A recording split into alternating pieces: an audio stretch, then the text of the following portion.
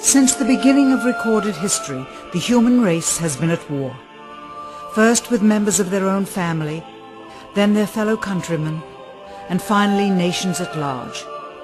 Yet perhaps the starting ground for all these conflicts lays somewhere deeper, within the very character of the human condition, in the dark, untouchable crevices of the human heart.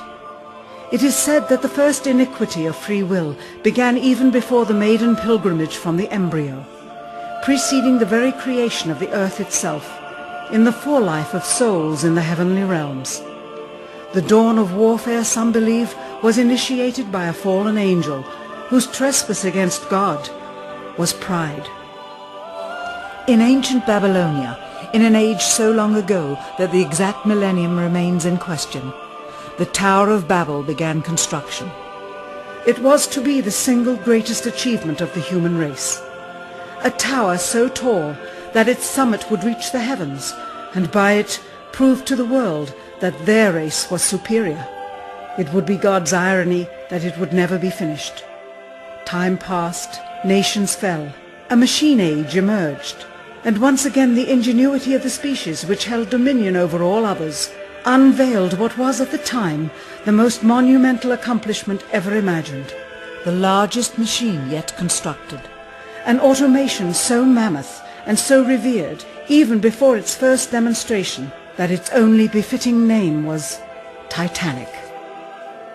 On April 10th, 1912, it set sail. It was boasted to be the ship that God himself could not sink. It would be God's irony that the very element that was meant to keep it afloat would cause it to sink. Water, frozen water, in the form of an iceberg. Not even one voyage did it complete. And then the next age embarked into the annals of human history, perhaps the last age, the space age. Competition for victor was unparalleled. Powerful nations spent billions in unabashed rivalry to outdo the other. The Soviet Union launched the first orbiting satellite, the first animal, the first man. They had logged 500% more hours in space than the United States. And in June of 1969, they launched an unmanned probe to the moon to retrieve the first soil sample from another world, just 1 month before Apollo 11. That's how close the race was. Had their unmanned probe not crash-landed into the lunar surface, the first moon rock brought back to Earth would have been by the Soviet Union. Richard Nixon, president at the time, had this to say about the latest work of the human hand. It is the greatest week since creation, the greatest event since the laying of the foundation of the seas, since the origin of the universe itself, since the design and formation of the delicate human eye through which all these things are perceived, was a flying machine with its 2 passengers landing on its closest celestial neighbor and returning from where it came. Perhaps again God's irony lies somewhere within this great boast of humankind. The building of the tallest tower for the sole purpose of standing out among the races was never finished. The machine that was so great that it was said to be untouchable by even God never completed its first voyage. And finally, the crowning achievement of humankind, the greatest boast of the species, the event in human history most associated with pride in our own accomplishments, landing on the moon. 20 years later, and years behind schedule, the same space program couldn't put into Earth orbit a telescope with a lens that focused. And yet 2 decades earlier, a mission 100 times more complicated worked on its first occasion. With close scrutiny of the motives of the zealous Nixon administration, a critical examination of the entirely government-controlled press coverage, and newly discovered footage of the crew of Apollo 11 staging part of their mission, we wish to detail what may come to be the greatest government conspiracy of all time. A funny thing happened on the way to the moon.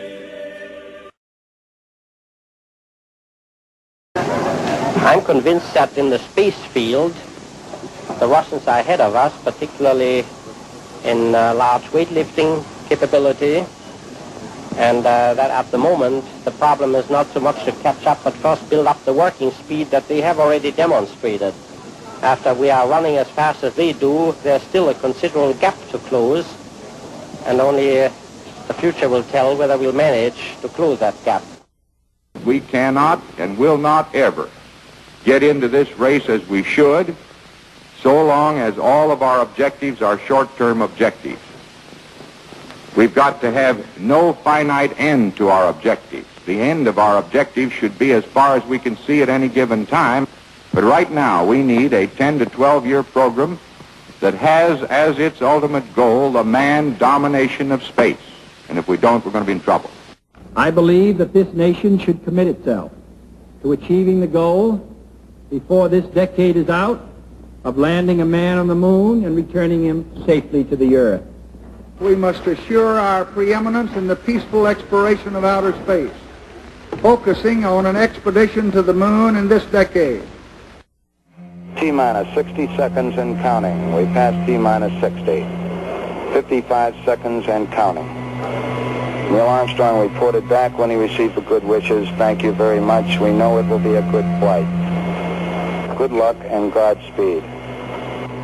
40 seconds away from the Apollo 11 liftoff. All the second stage tanks now pressurized. 35 seconds and counting. We are still go with Apollo 11. 30 seconds and counting.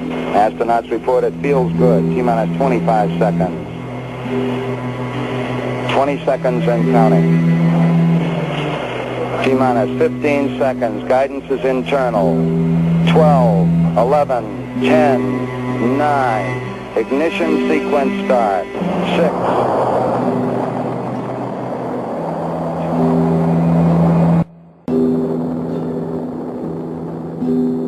Unbeknownst to the citizenry, high above the Earth, beginning at an altitude of 1,000 miles and extending an additional 25,000 miles, lay lethal bands of radiation called the Van Allen radiation belts.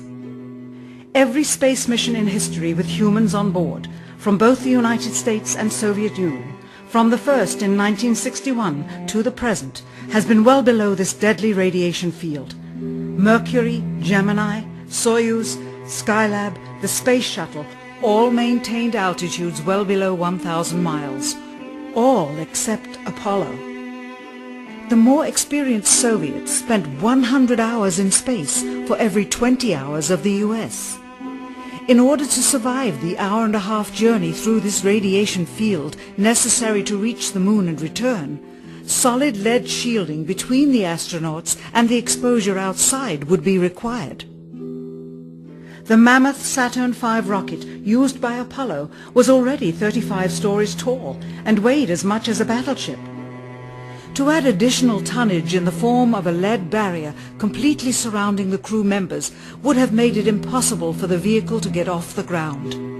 That is why the Soviets, though more advanced, only sent an unmanned probe to the moon. The Apollo spacecraft's narrowest shielding was less than 1/8 of an inch of light aluminum.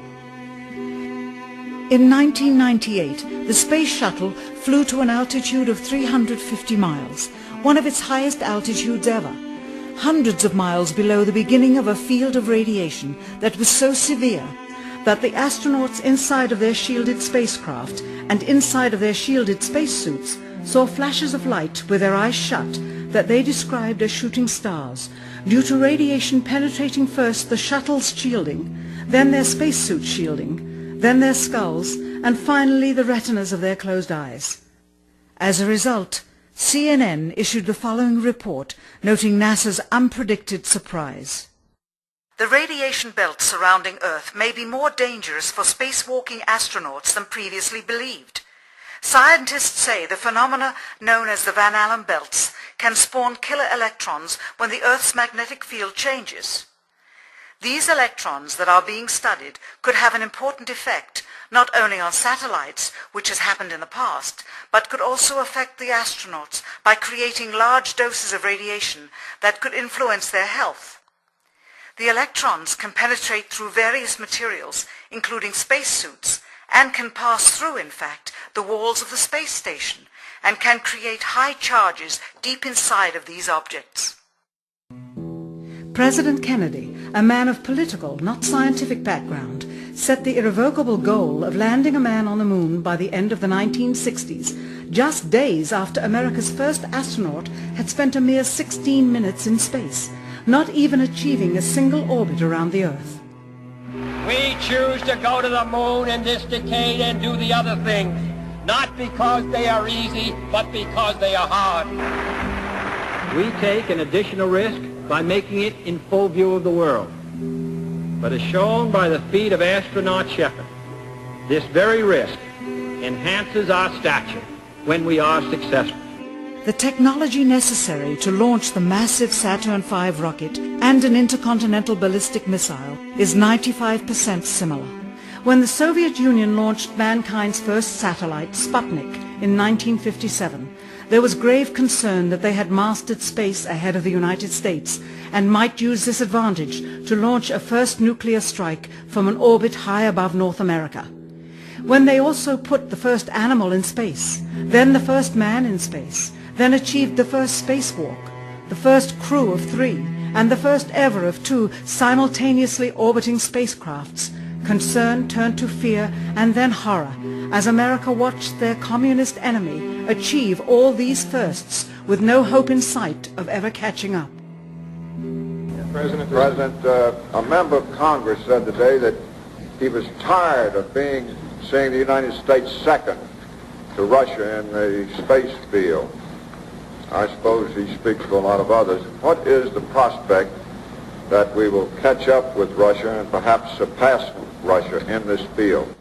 However tired anybody may be, and no one is more tired than I am, it is a fact that it's going to take some time, and I think we have to recognize it. They secured these large boosters, which have led to their being first in Sputnik and led to their first putting their man in space. We are, I hope, going to be able to carry out our efforts with due regard to the problem of the life of the man involved this year. But we are behind. If it was impossible to better the Soviets in the space race, which was really a race of technological armaments, what could be done? How could America offset the threat of superior weaponry? Throughout the history of rivalry and war, astute generals of lesser armies than their counterparts have used deceit and misinformation as a method to achieve victory. In World War II, for example, columns of inflatable tanks were placed at locations afar from Normandy to draw German forces away from the real location of invasion. The Star Wars missile defense program rigged tests to make it seem more advanced than it really was. That's the conclusion of the General Accounting Office. The aim was to fool the Soviet Union about US military readiness during the Cold War.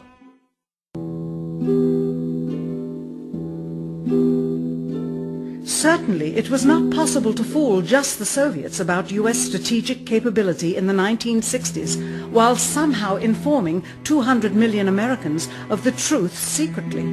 In order for them to believe the United States had the capability to go to the moon, everyone would have to believe it. Furthermore, the pride of a nation was at stake, and the goal of a martyr, not to mention the growing unrest domestically of a government throwing tens of thousands of lives away in a foreign war riddled with contradiction and ambiguity. In addition, the Apollo program had already spent billions of dollars. If it failed to achieve its goal with such an investment, it would indeed be a large and bitter pill for the taxpayers to swallow. The cost of the program, whose sole goal was to be the first to plant a flag on the lifeless rock just outside the Earth, if adjusted for inflation to the 21st century, was $135 billion. With a profit margin of just 7%, this would be equal to over $9 billion profit going to the privileged contractors chosen by their friends at NASA. If the machinery was in fact only achieving Earth orbit, as other earlier missions had already done, then the completion and functionality of the other components would not have been as important, and even more profit would have been made. $135 billion could feed 2 million people for their entire lives. It could also buy 2 million two-bedroom houses. Yet how could such an undertaking be kept secret, and for such a long time? To the latter, One needs only to remember that an unsolved riddle 6 years older, the assassination of President Kennedy, still daunts the minds of the vast majority of Americans. As a parent of a conspiracy, as his assassin being assassinated himself, the truth of the matter has still escaped history. In keeping a secret of the magnitude of the Apollo missions being fraudulently created, one turns to the Manhattan Project for comparison. Surreptitiously building the first nuclear bomb during the early to mid-1940s involved 129,500 people over a 3-year period. Yet the secret did not get out. A quarter century later, the art and technology of espionage inevitably improved, narrowing dramatically the number of players in the know of a large clandestine operation. Just 1 year before the first mission to the moon, NASA launched the Tetra satellite, specifically designed to simulate flight data coming from the moon, so that the ground crews could rehearse the landing, much as the astronauts did in their own simulations. Had it not supposedly fallen back to Earth, all that would have been needed during the actual flight would be a repeat of one of these computer programs, with a few original variations, transmitted to the satellite for rebroadcast to Houston. Scores of computers and their deceived operators on the ground would then receive prearranged information, including the alleged location, altitude and fuel consumption of the spacecraft, as if it were descending to the moon's surface. If the Soviets tried to find the actual location of an Apollo crew in the hundreds of thousands of miles surrounding the Earth and the moon, it would be tantamount to trying to find a rowboat in the Atlantic Ocean. The fact that the Apollo program was so departmentalized, with various construction and test sites around the country, meant that only a few people saw the whole picture. And for the first time ever, there was no independent press coverage of such an historical event. Whatever pictures and sound were distributed to the public were strictly controlled and previewed by the federal government. They were then disseminated unchecked until this hour. For who would realize that the unthinkable was not only possible, but absolutely true?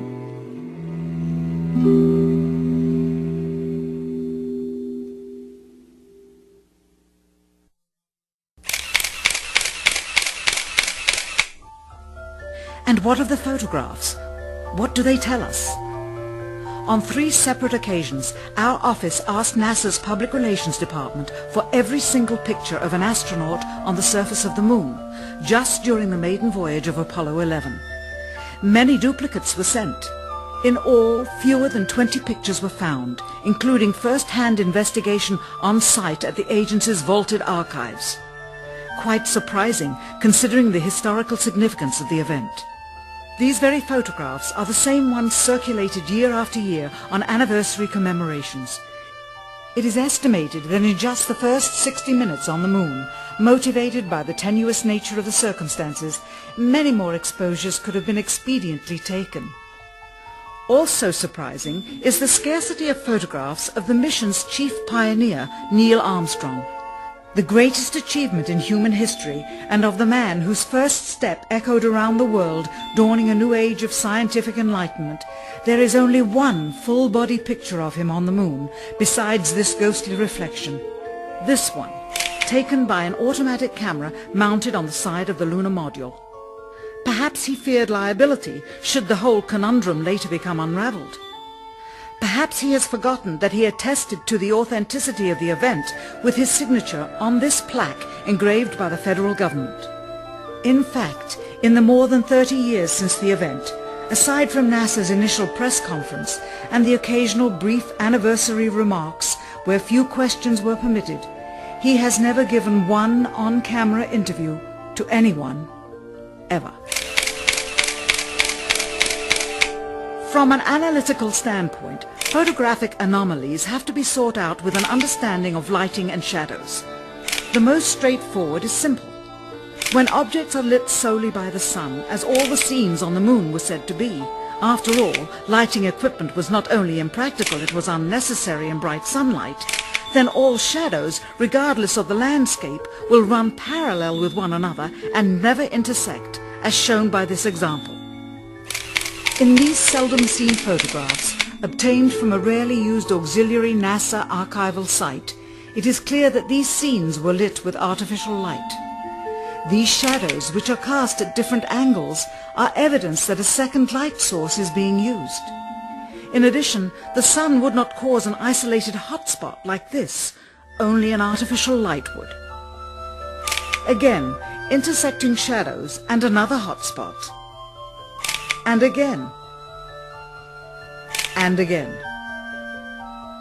It is simply impossible for this picture to have been taken with sunlight on the moon. Here, the shadows are shown to be as black as pitch. And yet here, completely in a shadow, the astronaut is lit up like a Christmas tree. How can this be? Or this, on the shadow side of the lunar module. In this magnification of an Apollo photograph, a rock, very likely a papier-mâché prop because of the crease here, is categorized with the letter C. In later releases of the same picture, the letter is gone, probably airbrushed out. Here a crosshair, which was burned directly into the image from the film plate and thus should always appear on top of the objects in the photograph, appears behind the object in this scene, clearly revealing a composite of two pictures into one. Someone apparently forgot to create a burn crater underneath the lunar module's 10,000-pound thrust engine, despite the fact that during ground tests there was a real concern for the vehicle falling into the hole the engine created as it descended. Here is a Norman Rockwell depiction drawn just 2 years earlier based on the latest specifications and scientific data. In these enlargements, it looks as though the lunar module was simply placed there. Not even one speck of moon dust on the landing pod. As a result, all subsequent flights had to have the same discrepancy, which was explained away by the effect of no atmosphere. And what about stars? On the moon, with no atmosphere, they must have been quite a sight to behold. Yet there is seldom any mention of them, if ever, by any of the astronauts on any of the missions. Undoubtedly, creating a mural with all the constellations properly placed in the sky would have been virtually impossible to create accurately, much less realistically. A competent amateur astronomer would have been able to call attention to the slightest error in measurement. The answer? Not to talk about the stars. Ever. In their post-flight press conference, it was the only question to which Neil Armstrong responded with an absence of memory. When you looked up at the sky, could you actually see the stars and the solar corona in spite of the glare? We were never able to see stars from the lunar surface or on the daylight side of the moon by eye without looking through the optics. I don't recall during the period of time that we were photographing the solar corona what stars we could see. I don't remember seeing any. Years later, though, Michael Collins would remember seeing the elusive stars and wrote about them in Expeditions to the Moon. It seems his memory improved the older he got. Why don't stars appear in any of the photographs? Simply because the proper, mostly closed exposure setting for the camera's iris, set that way to compensate for the bright sunlight on the moon's surface, completely diminished the faintness of relatively distant specks of diminutive light. This answer is true. It does not, however, explain why they never took any pictures of the stars by themselves, with an exposure setting perfect for them. While they took 3 automobiles to the moon, they never took a photographic telescope. Had they done so, they would have been able to see farther into the universe than had ever before been realized. If they had taken a telescope and were not actually on the moon, they would have had to concoct undiscovered galaxies that might one day prove to be non-existent. The cost of the 3 moon rovers in 21st century currency? Nearly $60 million each, though they had fewer parts than a Jeep. Where was all this money going?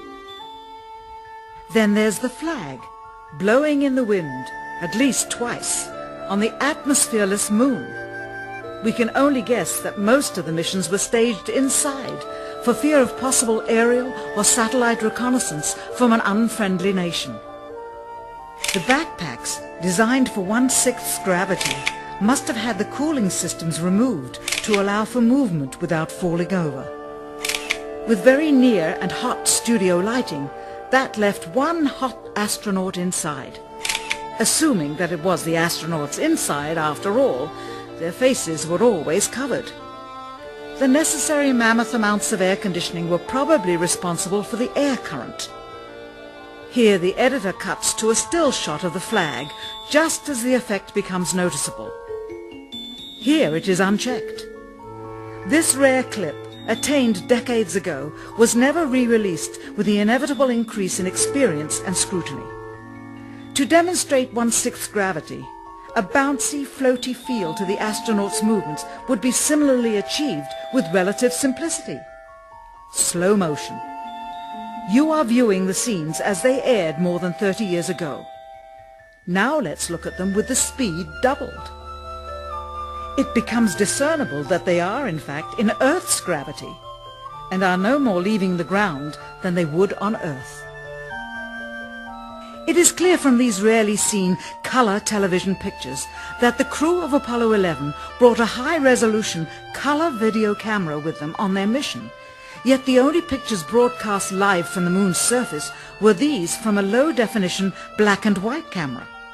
In fact, the networks complained because in addition to this, they were forced to shoot the images, second generation, off of a projection TV of the technology of 30 years ago, and were not even allowed to take a direct feed, which further degraded the quality and clarity of the images. Perhaps this was precisely what NASA and the federal government had in mind. After all, it was a first, regardless of where they were. Better to open up their debut mission with fuzzy pictures and numerous blackouts, rather than show too much revealing detail of a false scene that was yet unproven. And finally, the element that seals their fate. Of all the footage of Apollo 11 requested from NASA over a 5-year period, one gem was discovered just before the completion of this documentary. An old reel received by mistake. It contains the raw or unedited footage of the crew of Apollo 11, Michael Collins, Edwin Aldrin Jr. and Neil Armstrong, staging part of their mission for nearly an hour in living color, with exceptionally clear behind-the-scenes audio of conversations discussing the techniques used to achieve a disingenuous picture depicting the Earth at a distance, in order to falsely demonstrate their far journey from it and their ability to survive passing through the Van Allen radiation belts.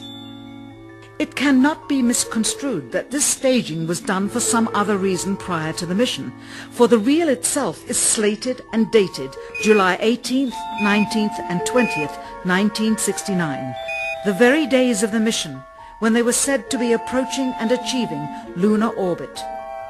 Furthermore, it is apparent they are in genuine zero gravity aboard the actual spacecraft, necessary to convince the mass media of their authenticity, just not any further than Earth orbit, as you will see. In this never-before-seen or heard footage, not only is the radio conversation between the astronauts and Houston Control audible, there is a secondary, private conversation taking place between the crew and a third confidential party, prompting the astronauts with what to say, when to speak, and how to effectively manipulate the camera to achieve the desired misleading effect. NASA claims that the Houston transmissions were the only ones taking place with the astronauts. Listen now as Houston Control initiates a conversation with the crew, only to find them too preoccupied with the behind-the-scenes trickery to respond. Moments pass and the oversight is picked up on by the clandestine third party, who quickly prompts them with talk. Immediately, Neil Armstrong speaks.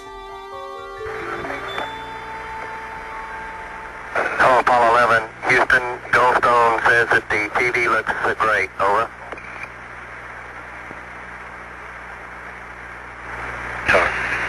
Okay, Roger. We're nothing in on Earth. Again, the illusion they are attempting to create is the Earth at a distance to demonstrate their far journey from it and their ability to survive passing through the Van Allen radiation belts. Understand, too, that only about 20 seconds of this raw footage was ever broadcast to the public, and these conversations discussing their deception were believed to be private, until now. Here they discuss that these television transmissions were in fact not broadcast live as everyone believed. They were first screened and edited for playback later.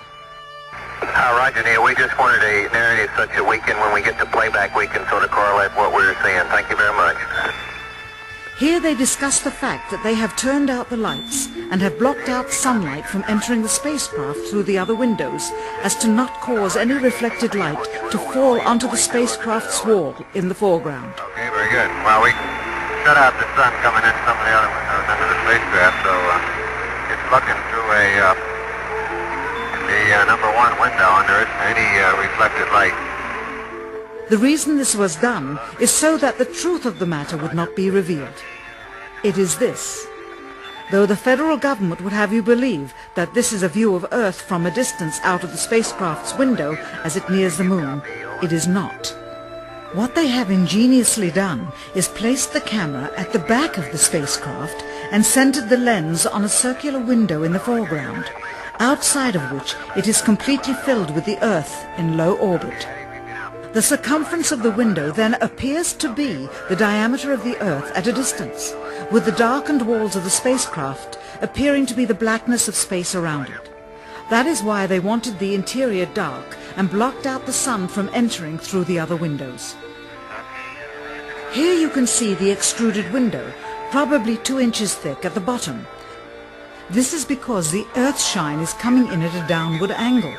It also causes the Earth to appear to be an irregularly shaped circle, for you are seeing the outside of the window at the bottom and the inside of the window at the top, which together form 2 different sized halves of a circle. Subsequently, this take was never used. As they perfected the shot, a crescent-shaped piece of black material was inset slightly into the window to create the illusion of the Earth's terminator line dividing night and day. It is uncannily convincing. During this segment, intended to be edited and played back later for the worldwide television audience, dated July 18, 1969, Neil Armstrong condemns himself as he states that he is 130,000 miles out, or halfway to the moon, as the NASA flight log also states on this date, when he is in reality in low Earth orbit of a few hundred miles. Roger, Houston, Apollo 11. Calling in from about 130,000 miles out. Here, during another segment, also intended to air after review, Neil Armstrong falsely explains to the viewers how the shot is attained by putting the camera's lens to the window's glass, as it would have to be if they were the claimed distance away from the Earth. We only have one window that has a view of the Earth, and it's filled up with the TV camera. If the window was completely filled up with a TV camera, as he stated, then an astronaut's arm would not be able to get between the camera and the window, as it obviously does here in this outtake. South America becomes invisible just off beyond the Terminator or inside the shadow. You can also notice how the astronaut operating the camera reacted to the mistake by attempting to pan away from it. Blue gas, see white bands of major cloud formations across the Earth. This is a segment that they believed wasn't even being recorded, much less suitable for broadcast, for the lens was being zoomed out and the scene was being changed to that of an interior of the astronauts at work, and apparently the stop button popped back up on the recorder without notice. Here is the diffused work light that they used to see camera controls, but not throw light onto the spacecraft's wall. Here they remove part of the crescent insert.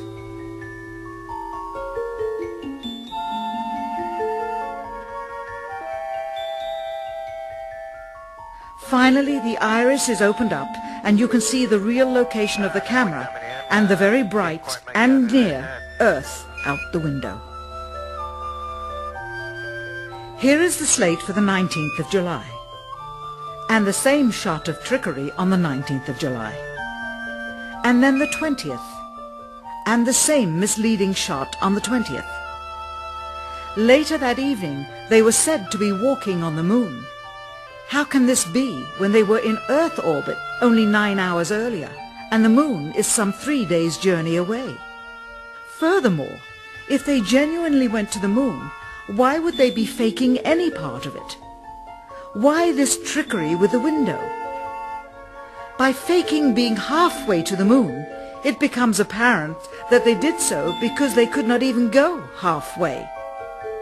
It thus confirms that the stumbling block to their success was the lethal radiation of the Van Allen radiation belts. Since the same equipment was used on the subsequent missions in the 40 months that followed, none of them could have gone to the moon. They only increased their proficiency at staging them. When some TV viewers of the second manned mission to the moon telephoned the networks complaining that reruns of I Love Lucy were being interrupted, it became clear that for the taxpayers, once was enough. But it wasn't enough for the government and contractors. Billions of dollars of pure profit went with each return. How coincidental that the following mission would have the element of life and death jeopardy. Apollo 13. Now the public would take going to the moon more seriously and be reconnected with the drama. We now realize that perhaps the reason Neil Armstrong has never given an on-camera interview is because he doesn't want to lie anymore. What threats may have been made upon such honorable men or their families to possess their reluctant cooperation and later ill feelings towards perpetuating this still darkened hour in American history. NASA's highest-ranking official, James Webb, resigned without explanation just days before the first Apollo mission. Why, when he was on the threshold of achieving the greatest accomplishment of his career? All 3 Apollo 11 astronauts also resigned shortly after their return. On the 25th anniversary of the event in 1994, Neil Armstrong made a rare public appearance and held back tears as he spoke these brief cryptic remarks before the next generation of taxpayers as they toured the White House. Today we have with us a group of students among America's best. To you we say we have only completed a beginning.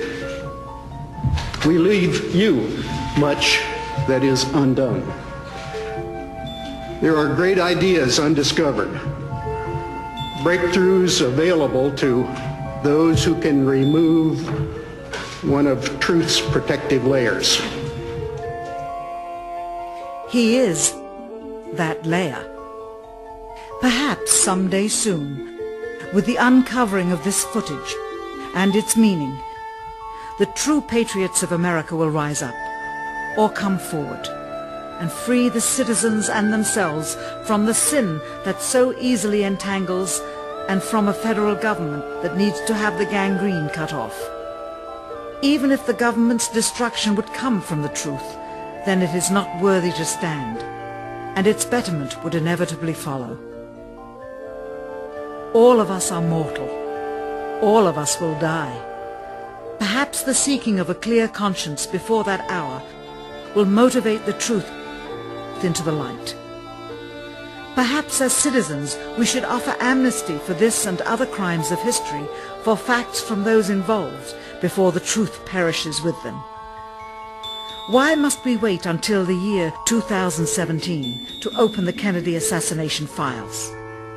Perhaps they will not even be opened then, for the law that reluctantly stipulates their release says so with this clause, quote, with the exception of documents certified for continued postponement by the President.